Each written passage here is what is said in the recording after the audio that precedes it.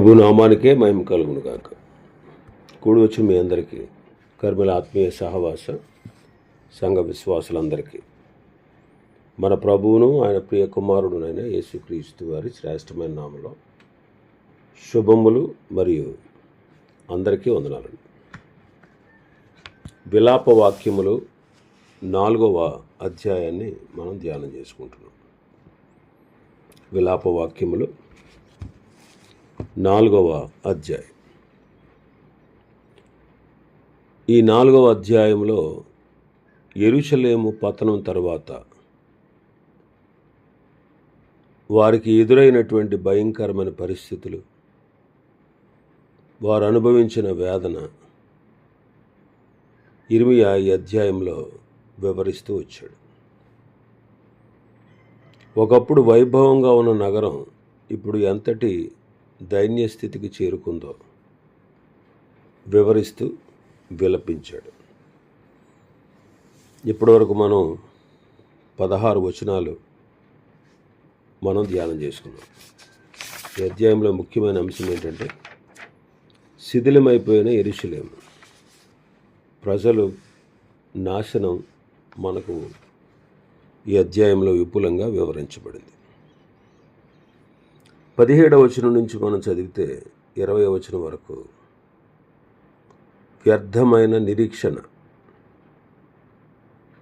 అంటే యోధా ప్రజలు తమ్మును రక్షించడానికి ఐగుప్తు వంటి ఇతర రాజ్యాల సహాయం కొరకు వారు ఎదురు చూశారు. అయితే ఏ దేశం కూడా వారిని రక్షించలేకపోయింది. దేవుడు నియమించిన రాజు అయినటువంటి సిద్కియా కూడా శత్రువుల ఉచ్చులో చిక్కుకున్నాడు. ప్రజల ఆశలన్నీ కూడా అడి ఆశలైపోయాయి. 17వ వచనాన్ని చదువుదాం. 17వ వచనం.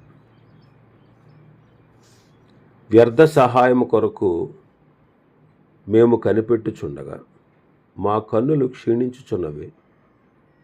మేము కనిపెట్టుచు రక్షింపలేని జనము కొరకు ఎదురు చూచుచుంటిమి. వ్యర్థమైన సహాయం కొరకు మేము కనిపెడతా ఉన్నాం. అలా కనిపెట్టి మా కన్నులు క్షీణించిపోయాయి. మేము కనిపెట్టుచు ఉన్నటువంటి రక్షింపలేని జనం కొరకు మేము ఎదురు చూస్తూ ఉన్నాము అంటున్నాడు. యెరూషలేము ప్రజలు అనుభవించిన నిరాశను, వారి వ్యర్థమైన నమ్మకత్వాన్ని ఈ వచనంలో వివరించాడు యిర్మీయా గారు. శత్రువులు ముట్టడిలో వాళ్ళు ఉన్నప్పుడు వారు దేవుని మీద కాకుండా అన్య దేశాల సహాయం మీద ఆధారపడి ఎలా మోసపోయారో ఇక్కడ యిర్మీయా వివరిస్తూ ఉన్నాడు. మా కన్నులు క్షీణించుచున్నవి అంటున్నాడు. ఒక వ్యక్తి దూరం నుంచి ఎవరైనా వస్తారేమో అని కళ్ళు అప్పగించి చూస్తూ ఉంటే అతను ఎంతో అలసిపోతాడు. అతని కళ్ళు అలసిపోతాయి, అతను అలసిపోతాడు. యెరూషలేము ప్రజలు కూడా తమ్మును కాపాడడానికి ఏదైనా సైన్యం వస్తుందేమో అని ప్రాకారాల మీద నిలబడి నిరంతరం ఎదురు చూశారు. శారీరకంగా అలసిపోయారు, మానసికంగా కూడా అలసిపోయారు. ఒకవైపు ఆకలితో శరీరం క్షీణిస్తూ ఉంటే, మరోవైపు సహాయం రాక వారి మనస్సు కకలావికలమైంది. వ్యర్థ సహాయం కోసం వాళ్ళు కనిపెడుతున్నారు. ఇక్కడ సహాయం అంటే ముఖ్యంగా ఐగుప్తు దేశం నుంచి వచ్చే సైనిక సహాయం. బబులోనును ఎదిరించడానికి ఐగుప్తు వస్తుంది అని యోధా రాజులు ఆశపడ్డారు, ప్రజలు ఆశపడ్డారు. కానీ వారికి ఆ సహాయం ఎప్పటికీ అందలేదు. దేవుని విడిచిపెట్టి మనుషుల మీద, అన్య రాజ్యాల మీద ఆధారపడడం వ్యర్థం అని వాళ్ళు ఆలస్యంగా గ్రహించారు. అందుకే మమ్మల్ని రక్షింపలేని జనం కొరకు మేము కనిపెడుతున్నాం అంటున్నారు. వారు ఆశపెట్టుకున్న దేశాలకు వీరిని రక్షించే శక్తి లేదు. ఇంకా వారికి రక్షించాలనే ఉద్దేశం కూడా లేదు. లోక సంబంధమైన స్నేహాలు ఆపద కాలంలో ఎలాగా ముఖం చాటేస్తాయో ఈ వచనం మనకు చూపిస్తుంది. దేవుడు అనుమతించిన శిక్ష నుంచి ఏ జనము కూడా వారిని రక్షించలేరు. అందుకే మనం ఇక్కడ నేర్చుకునేటువంటి విషయం ఏంటంటే, మనుషుల మీద మనం ఆధారపడకూడదు. 146వ కీర్తన 146 3వ వచనం. రాజుల చేతనైనను నరుల చేతనైనను రక్షణ కలగదు. వారిని నమ్ముకొనకుడి. వారి ప్రాణము వెడలిపోవును, వారి మంటి పోలగుదురు, వారి సంకల్పములు నాడే నశించును. ఈ వాక్యం ఇక్కడ వారి జీవితాల్లో అక్షరాల నెరవేరింది. మనం కూడా కష్టాల్లో దేవుని వైపు చూడకుండా లోకం వైపు చూస్తే మనకి కూడా నిరాశ మిగులుతుంది. యెరూషలేము ప్రజలు దేవునికి ప్రార్థన చేసి పశ్చాత్తాపపడాల్సింది పోయి ఐగుప్తు సైన్యం కోసం కాపలా కాసి ఎదురు చూస్తూ వచ్చారు. అందువల్లే వారు సర్వనాశనమయ్యారు. దేవుడే తనకు విరోధంగా ఉన్నప్పుడు ఏ దేశం అయినా సరే తనను తాను కాపాడుకోగలదు అనే ఆశ ఉండదు. దేవుడే వారికి విరోధమైనప్పుడు ఏ దేశం కూడా ఇతర దేశాలని, దేవుని శిక్ష అనుభవిస్తున్న దేశాలని ఎవ్వరూ రక్షించలేరు. చూడండి, అది వారి ఎంత అవివేకము.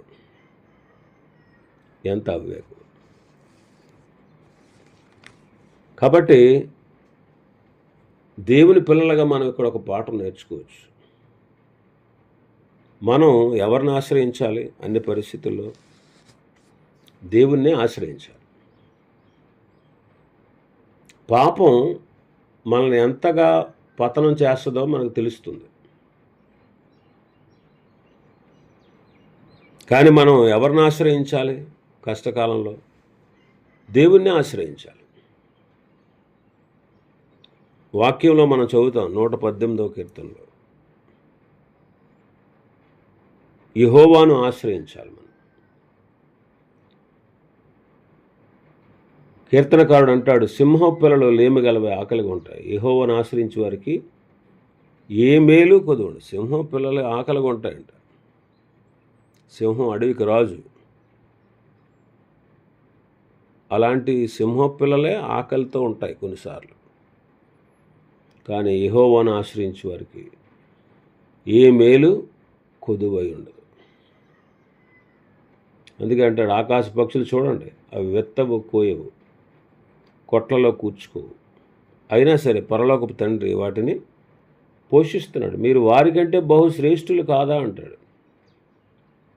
కాబట్టి ప్రభువే మన పోషకుడు, మనల్ని బలపరిచేవాడు. అందుకే పౌలు గారు అంటాడు, నన్ను బలపరచువాని అందే నేను సమస్తము చేయగలను. కాబట్టి వారు పశ్చాత్తాపడి ప్రార్థించి దేవుని యొక్క సహాయాన్ని పొందుకునే బదులు వారు రక్షింపలేని వారి కోసం ఎదురు చూశారు. 18వ వచనం. రాజవీధుల్లో మేము నడవకుండానట్టు విరోధులు మా జాడలు బట్టి వెంటాడుదురు. మా అంత్యదశ సమీపమాయను, మా దినములు తీరిపోయినవి, మా అంత్యదశ వచ్చే ఉన్నది. ముట్టడి కాలంలో శత్రువుల నిఘా ఎంత కఠినంగా ఉందో, మరణం వారికి ఎంత సమీపంగా ఉందో ఈ వచనంలో వివరిస్తున్నాడు. తప్పించుకోవడానికి ఏమాత్రం అవకాశం లేని నిస్సహాయ స్థితిని ఈ వచనంలో ఇర్మియా వివరిస్తూ వచ్చారు. మమ్మల్ని వెంటాడుతున్నారు. బబులోను సైన్యం యెరూషలేము చుట్టూ ప్రాకారాలను, బురుజులను నిర్మించి లోపల ఉన్న వారిని నిరంతరము గమనిస్తూ ఉన్నారు. ఎవరైనా ఆహారం కోసం కానీ లేదా తప్పించుకుని పారిపోవడానికి కానీ బయటకు వస్తే వారిని జంతువులను వేటాడినట్టు, పక్షులను వేటాడినట్టు వేటాడి వారిని చంపేసేవారు. దీనివల్ల ప్రజలు తమ రాజవీధుల్లో కూడా ధైర్యంగా నడవలేని పరిస్థితి.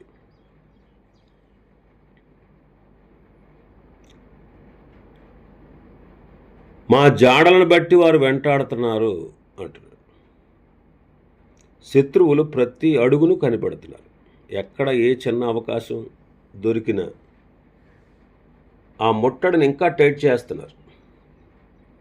ప్రజలు ప్రాణభయంతో వణుకుపోతూ ఎప్పుడు ఎటువంటి బాణం దూసుకొస్తుందో, ఎటువంటి ఖడ్గం వచ్చి మనల్ని చంపుద్దో అని తెలియని భయాందోళన మధ్యలో వారు జీవిస్తూ ఉన్నారు.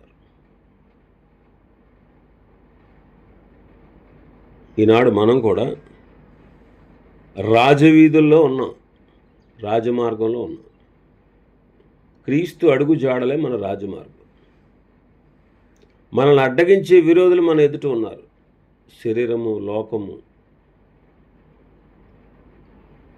సాతాను. ప్రభు కొరకు మనం జీవించేటువంటి ఆ జీవితంలో, అంటే రాజమార్గాల్లో మనం తిరుగుతూ ఉంటే ఈ ముగ్గురు శత్రువులు మనకు ఆటంకంగా, విరోధంగా ఉంటారు. అందుచేత ఆత్మచేత శరీర క్రియలు చంపాలి, విశ్వాసముతో లోకాన్ని జయించాలి, దేవునికి లోబడి అపవాదిని ఎదిరించాలి.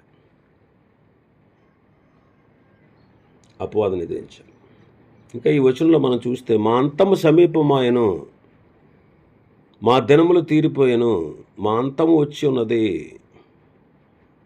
అంటున్నాడు. 3 సార్లు అంతము గురించి మాట్లాడుతున్నాడు. అంతము సమీపమాయను, ఇంకా రక్షించబడలేం. దేవుడిచ్చిన గడువు ముగిసిపోయింది. మా దినములు తీరిపోయాయి అంటే ఏంటి? దేవుడిచ్చిన గడువు ముగిసిపోయింది. మా అంతం వచ్చింది అంటే నాశనం మా తలుపును తడుతుంది. ఇక్కడ మనం నేర్చుకునే ఆత్మీయ పాఠం ఏంటంటే, గడువు ముగియక ముందే మనం జాగ్రత్త పడాలి. దేవుడు మనకు రక్షణ పొందడానికి అవకాశం ఇస్తాడు. రక్షణ పొందని వారికి, రక్షణ పొందిన వారు పశ్చాత్తాపపడడానికి సమయం ఇస్తాడు. ఆ సమయం ముగిసిన తర్వాత ఎంత ప్రయత్నించినా మన మీదకు వచ్చే వినాశనాన్ని మనం తప్పించుకోలేం. నోవహు కాలంలో అలాగే జరిగింది. 120 సంవత్సరాలు వారికి సమయాన్ని ఇచ్చాడు. ఇక గడువు ముగిసింది, వాళ్ళ దినములు తీరిపోయాయి. వాడలో నోవహును పెట్టి బంధించాడు. బయట వాళ్ళు రక్షింపబడకుండా జలప్రళయాన్ని పంపి ఒక్కడు కూడా మిగలకుండా కోట్ల మందిని ప్రభు నాశనం చేశాడు. పాపం మనిషిని ఒక వేటగాడిలాగా ముట్టడిస్తుంది. మనం దేవుని విడిచినప్పుడు శత్రువు మనల్ని ప్రతి అడుగు జాడలో వెంటాడి మన స్వేచ్ఛను హరిస్తాడు. అన్య రాజ్యాల కోసం వాళ్ళు ఎదురు చూశారు, కానీ ఈ వచనంలో వారి ఆశలన్నీ కూడా అడియాసలైపోయినాయి. కేవలం మరణం మాత్రమే మింగి ఉంది. కాబట్టి మా అంచె దశ వచ్చేసింది, మా దినములు తీరిపోయి, మా అంతము సమీపించింది అంటున్నారు.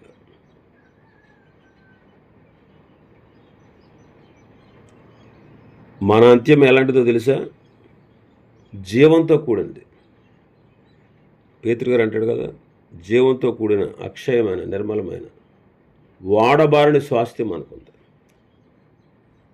మన అంత్యము ఎంతో శ్రేష్టమైనది, స్థిరమైనటువంటి.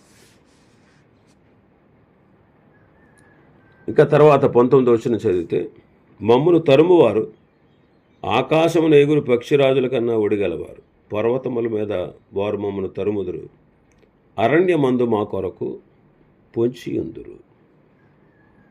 మమ్మును తరుమువారు ఆకాశములో ఉండే పక్షిరాజుల కన్నా మిగుల ఒడిగలవారు అంటారు. వేగం ఎలాంటిదంటే, వాళ్ళ వేగం పక్షిరాజు అండి, ఈగల్.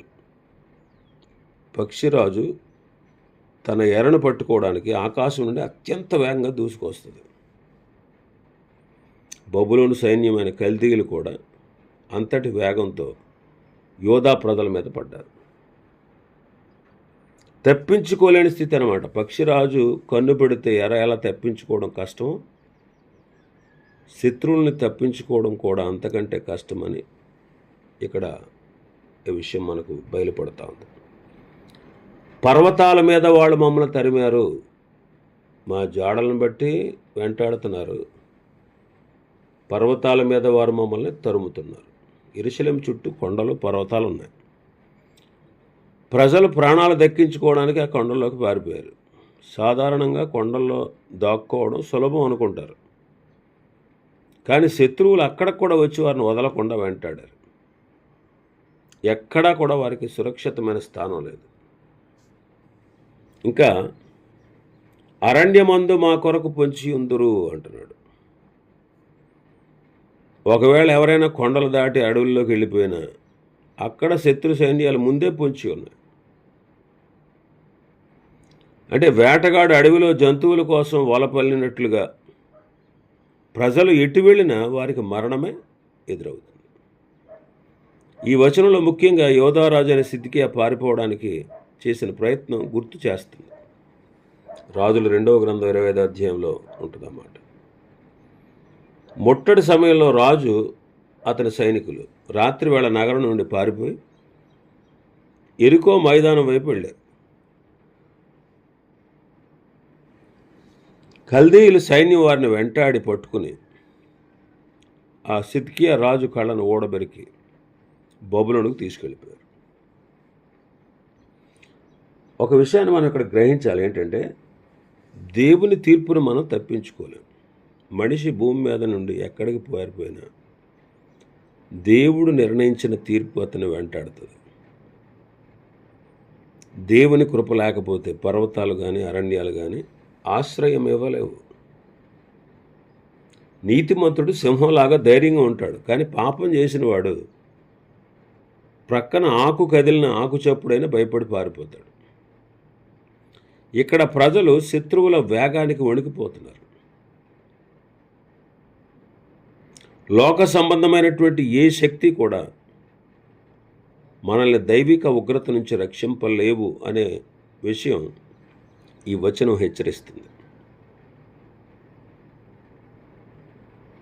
ఇక్కడ ఇర్మియా గారు చెప్పేది ఏంటంటే, యెరూషలేము ప్రజలకు ఆశ్రయం ఇచ్చే స్థలం భూమి మీద ఎక్కడ మిగలలేదు. ఆకాశంలోని పక్షిరాజులాగా శత్రువు వారిని వెంటాడుతున్నాడు. ప్రతి అడుగులోనూ వారిని పట్టుకుని బంధిస్తూ ఉన్నాడు. ఇంకా 20వ వచనం మనకు చూస్తే, మాకు నాసికారంధ్రముల ఊపిరి వంటివాడు యెహోవా చేత అభిషేకం నొందిన వారు త్రవ్విన గుంటలో పట్టబడ్డారు.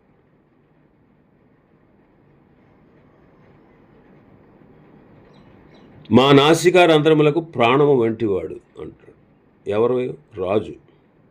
ఒక శరీరానికి ప్రాణం, శ్వాస తీసుకోవడం ఎంత ముఖ్యమో ఒక దేశానికి రాజు కూడా అంత ముఖ్యము. రాజు క్షేమంగా ఉంటేనే దేశం క్షేమంగా ఉంటుంది.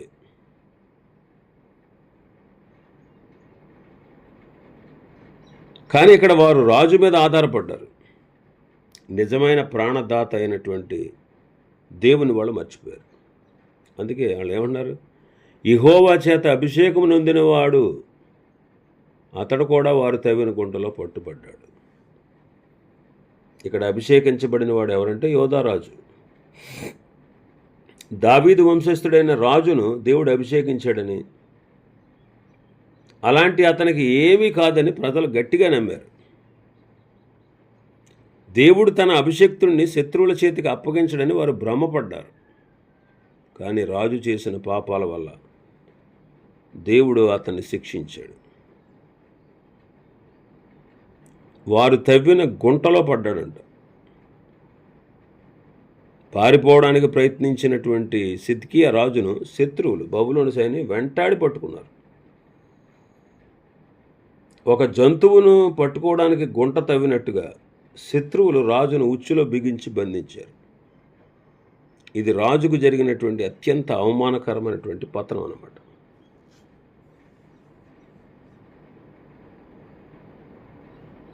అతని నీడ క్రింద అన్యజనుల మధ్య బ్రతికెదమని మేము అనుకున్నవాడు పట్టుబడ్డాడు అంటాడు. అతని నీడను మేము నివసిస్తామని అనుకున్నాము.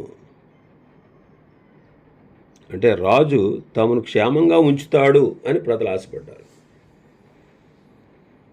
అన్యజనుల మధ్యలో రాజు పట్టబడినప్పుడు కూడా రాజు తమను కాపాడతాడని వారు నిరీక్షించారు. కానీ ఏ రాజు నీడనైతే వారు క్షేమంగా ఉంటారనుకున్నారో ఆ రాజే ఇప్పుడు శత్రువుల చెరలోకి వెళ్ళిపోయాడు. ఇక్కడ మనం నేర్చుకునే పాఠం ఏంటంటే, నాయకులు లేదా రాజులు వారు ఎంతటి వారైనా వారు కూడా కేవలం మనుషులే. వారి మీద మనం అంత ఆశ పెట్టుకోవడం ప్రమాదకరం అని వచనం చెప్తుంది. దేవుని చేత అభిషేకించబడిన వాడైనా సరే అవిధేయత చూపిస్తే దేవుని తీర్పు నుంచి తప్పించుకోలేడు. కానీ మన నిజమైన ఆశ్రయం ఎవరు? దేవుడే. రాజు నీడ తాత్కాలికం, కానీ దేవుని రెక్కల నీడ మాత్రమే శాశ్వతమైన రక్షణను ఇస్తుంది. యోధా ప్రజలు ఎవరైతే తమను రక్షకుడిగా ప్రాణంగా భావించారో ఆ రాజే శత్రువుల ఉచ్చులో చిక్కుకుపోయాడు. కాబట్టి దీంతో ప్రజల ఆఖరి ఆశ కూడా ఆవిరైపోయింది. 21, 22 వచనాలు మనం చూస్తే, ఎదోమీయులకు హెచ్చరిక. 21 వచనం మనం చూస్తే బి పార్ట్. ఊజు దేశంలో నివసించి ఎదోము కుమారి, సంతోషించుము, ఉత్సహించుము. ఈ గిన్నెలోనిది త్రాగుట నీ పాలవును. నీవు దానిలో త్రాగి మత్తిల్లి నిన్ను దిగంబరునిగా చేసుకుందు. ఇక్కడ ఎదోము కుమారి సంతోషించు, ఆనందించు అంటాడు. వ్యంగ్యంగా మాట్లాడతాడు. ఇది నిజమైన సంతోషం కాదు. యెరూషలేము పతనాన్ని చూసి ఎదోమీయులు చప్పట్లు కొట్టి శత్రువులకు సహకరించి పారిపోతున్న ఇశ్రాయేలును పట్టుకుని చంపారు. ఓబద్య గ్రంథం 1వ అధ్యాయం, ఒకే అధ్యాయం ఉంటుంది, 10వ వచనం నుంచి. నీ సహోదరులైన యాకోబు సంతతికి నీవు చేసిన బలాత్కారమును బట్టి నీవు అవమానం నొందుదువు. ఇక ఎన్నటికీ లేకుండా నీవు నిర్మూలమగుదు. నీవు పగవాడవై నిలిచిన దినమందు, పరదేశులు వారి ఆస్తిని పట్టుకొని పోయిన దినమందు, అన్యులు వారి గుమ్మములోనికి చొరబడి యెరూషలేము మీద చీట్లు వేసిన దినమందు నీవును వారితో కలుసుకుంటివి కదా. నీ సహోదరుని శ్రమానుభవ దినమును చూచి నీవు ఆనందమన తగదు. యోధా వారి నాశన దినమున వారి స్థితి చూచి నీవు సంతోషింపదగదు. నా జనుల ఆపద్దినమున నీవు వారి గుమ్మములోనికి చొరబడదగదు. వారి ఆపద్దినమున నీవు సంతోషపడుచు వారి బాధను చూడదగదు. వారి ఆపద్దినమున నీవు వారి ఆస్తిని పట్టుకునదగదు. వారిలో తప్పించుకుని వారిని సంహరించుటకు అడ్డుత్రావులో నీవు నిలువ తగదు. శ్రమదినమందు అతనికి శేషించిన వారిని శత్రువుల చేతికి అప్పగించతగదు. చూడండి వాళ్ళు ఎంత దుర్మార్గులు. యెరూషలేము పతనాన్ని చూసి ఎదోమీయులు చప్పట్లు కొట్టి శత్రువులకు సహకరించి పారిపోతున్న ఇశ్రాయేలును పట్టుకుని చంపారు. ఇర్మియా ఇక్కడ ఏమంటున్నాడంటే, సరే ప్రస్తుతానికి నువ్వు బాగా నవ్వుకో, బాగా సంతోషించు, కానీ నీకు కూడా సమయం వస్తుంది అని హెచ్చరిస్తున్నాడు. ఆ పాత్ర నీ దగ్గరకు కూడా వస్తుంది. తీర్పు పాత్ర అన్నమాట. పాత్ర అనేది తరచుగా దేవుని ఉగ్రతకు లేదా తీర్పుకు సూచనగా వాడబడింది. యెరూషలేము ప్రజలు తమ పాపాల వల్ల దేవుని ఉగ్రత అనే చేదు పాత్రను తాగాల్సి వచ్చింది. ఇప్పుడు అదే పాత్ర ఎదోము వైపు మళ్ళుతుంది. దేవుడు పక్షపాతి కాడు. ఇశ్రాయేలులను శిక్షించిన దేవుడు వారి పతనాన్ని చూచి క్రూరంగా ప్రవర్తించిన ఎదోమును కూడా వదిలిపెట్టాడు. అందుకే ఏమన్నాడంటే,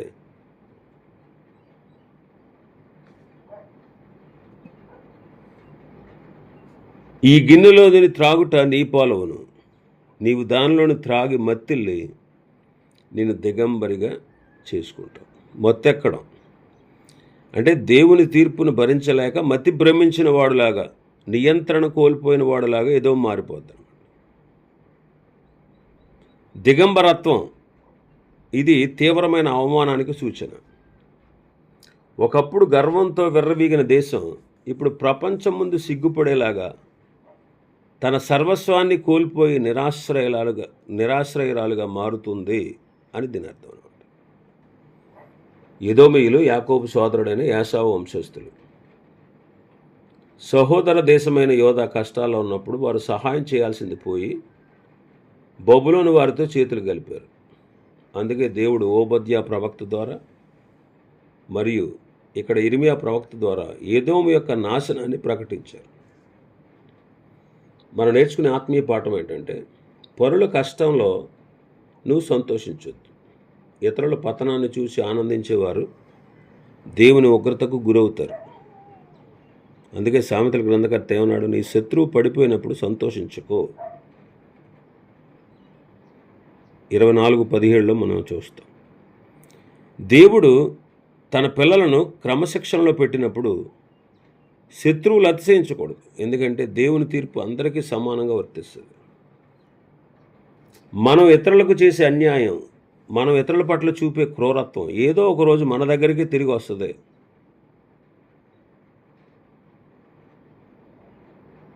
కాబట్టి పొరుగువాని నాశనాన్ని చూచి మనం పొందేటువంటి తాత్కాలిక సంతోషం త్వరలోనే తీర్పుగా మన మీదకు మారబోతుంది.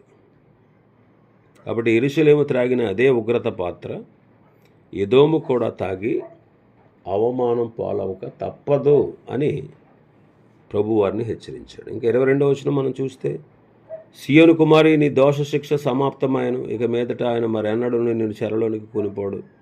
ఎదోము కుమారి నీ దోషమునకు ఆయన శిక్ష విధించును, నీ పాపములను ఆయన వెల్లడి చేయును. ఈ 4వ అధ్యాయం యొక్క ముగింపు వచనం నిరీక్షణతో కూడిన ఒక సందేశం మనకి ఇక్కడ కనబడుతుంది. ఇందులో ఇశ్రాయేలీయులకేమో ఆదరణ, వారి శత్రువైన ఎదోముకు అంతిమ తీర్పు ప్రకటించబడ్డాయి. ఇశ్రాయేలీయులకు శుభవార్త అన్నమాట, నీ దోష శిక్ష సమాప్తమాయను. ఇశ్రాయేలీయులు తమ పాపాల వల్ల అనుభవించాల్సిన శిక్షాకాలం ముగిసింది అని దేవుడు ప్రకటిస్తున్నాడు. వారు పడిన వేదన, వారు అనుభవించిన కరువు, వారు పొందిన అవమానం, ఇవన్నీ కూడా వారిని శుద్ధి చేయడానికే దేవుడు అనుమతించాడు. ఇప్పుడు ఆ శిక్షా పాత్ర ఖాళీ అయిపోయింది. ఆయన అంటాడు, ఇక మీదట ఆయన మరెన్నడూ నిన్ను చెరలోనికి పంపడో అన్నాడు. అంటే ఇది ఒక గొప్ప నిరీక్షణ అన్నమాట. దేవుడు తన ప్రజలను శాశ్వతంగా విడిచిపెట్టలేదని, వారిని తిరిగి సమకూర్చుకుంటాడని దీని అర్థం. అంటే వారు పడిన శ్రమలకు ఒక ముగింపు ఉందన్నమాట. రెండవది ఈ వచనంలో ఎదోము కుమారికి శత్రువుకు హెచ్చరిక అన్నమాట. శత్రువుకు హెచ్చరిక, నీ దోషమునకు ఆయన శిక్ష విధించును. ఇశ్రాయేలు శిక్ష ముగిసింది, ఎదోముకి శిక్ష ఇప్పుడు మొదలవుద్ది. ఎదోమీయులు చేసిన క్రూరత్వం, గర్వం, వారి సహోదరులకు వారు చేసిన ద్రోహాన్ని దేవుడు లెక్క చూస్తాడు. అందుకే నీ పాపములను ఆయన వెల్లడిపరచును అంటాడు. ఎదోము రహస్యంగా చేసిన కుతంత్రాలను దేవుడు లోకమంతటికి తెలిసేటట్టుగా చేశాడు. వారు అనుభవించబోయేటువంటి నాశనం వారి పాపాలకు తగిన ప్రతిఫలం అని అందరికీ అర్థమవుద్ది. ఇక్కడ మనం నేర్చుకునే పాఠం ఏంటంటే, దేవుని క్రమశిక్షణకు పరిమితి ఉందండి. దేవుడు తన పిల్లలను శిక్షించినప్పుడు అది వారిని నాశనం చేయడానికి కాదు, సరిదిద్దడానికే. ఆ శిక్షాకాలం ముగిసిన తర్వాత ఆయన మళ్ళా తిరిగి కృప చూపిస్తాడు. రెండవ విషయం, మనల్ని ఇబ్బంది పెట్టే శత్రువుల గురించి మనం చింతించాల్సిన పని లేదు. దేవుడు సరైన సమయంలో ప్రతి ఒక్కరి క్రియల చొప్పున వారికి తీర్పు తీరుస్తాడు. ఈ వచనంలో ఒక ఆశ్చర్యకరమైన మార్పు కనిపిస్తుంది. ఏంటంటే, శిక్ష అనుభవిస్తున్న ఇశ్రాయేలుకి ఏమో విడుదల, సుఖముగా ఉన్న ఎదోముకు శిక్ష ఖరారయ్యాయి. లోకంలో పరిస్థితి ఎలా ఉన్నా చివరికి దేవుని నీతే గెలుస్తుంది. ఇక్కడ మనం గమనించాల్సిన విషయం ఏంటంటే, మన అంత్యము గొప్పదే, కానీ శత్రువుల అంత్యము నాశనం అన్నమాట.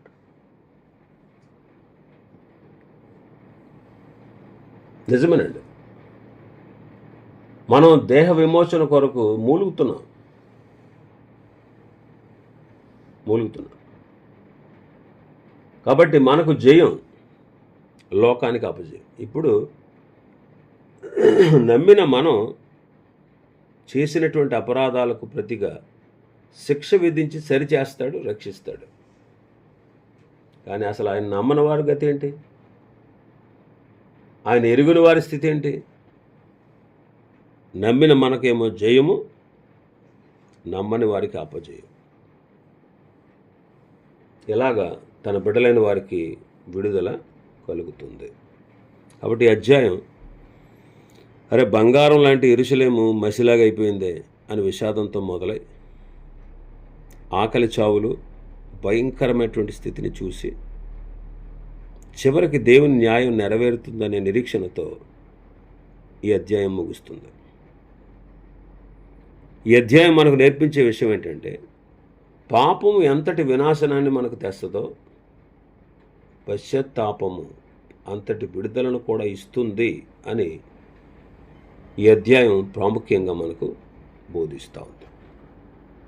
ఇవి ఈ అధ్యాయంలో ఉన్నటువంటి విషయాలు. ప్రభు చిత్తమైతే మరొక అధ్యాయాన్ని రేపటి దినం మనం ప్రారంభించుకుందాం. దేవుడి వర్తమాన వాక్యాన్ని మన వినికిడిలో ఆశీర్వదించునుగాక. ఆమేన్.